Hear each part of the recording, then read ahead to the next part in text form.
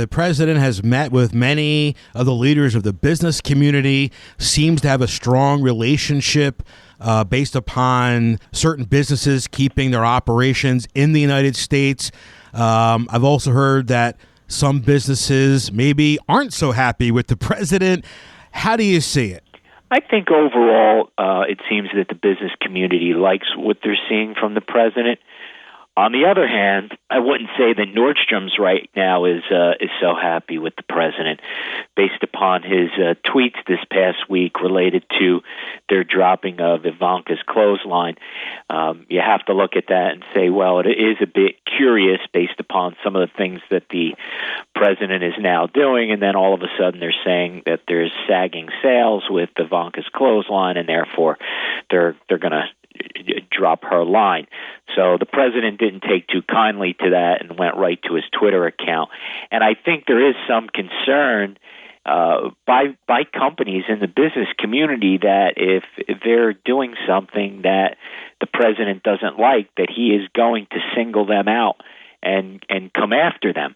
So I think there's some trepidation with some businesses there, that's for sure.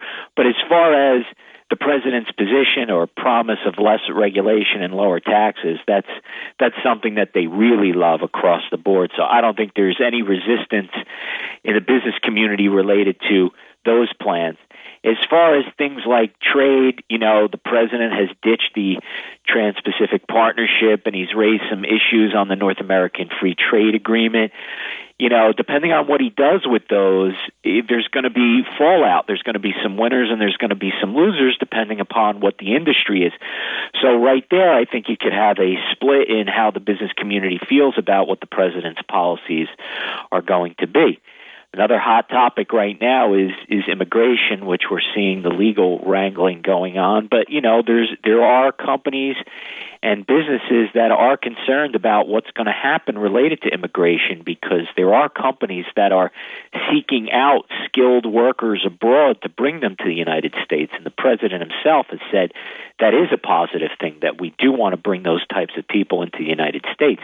The question is going to be, how difficult is it in the future, based upon whatever immigration plan is put into place and for whatever period of time, how difficult is it going to be to get them here to help these companies out? Also, the threat of tariffs for companies that move their plants outside the United States. Now, that's obviously of some concern, because the companies move their operations outside the United States because they believe it's more profitable. So the question there is the president going to be able to put together a plan that's really going to incentivize companies to keep their operations within the country? In other words, make them want to stay. If he's successful in doing that, then perhaps the threat of tariffs won't seem so daunting. It's the carrot and the stick. Which method is Trump going to use? My guess is he's going to use both. But in the end, I think time's going to tell. But overall, I would say that Trump's relationship with the business community has been more positive than negative at this point.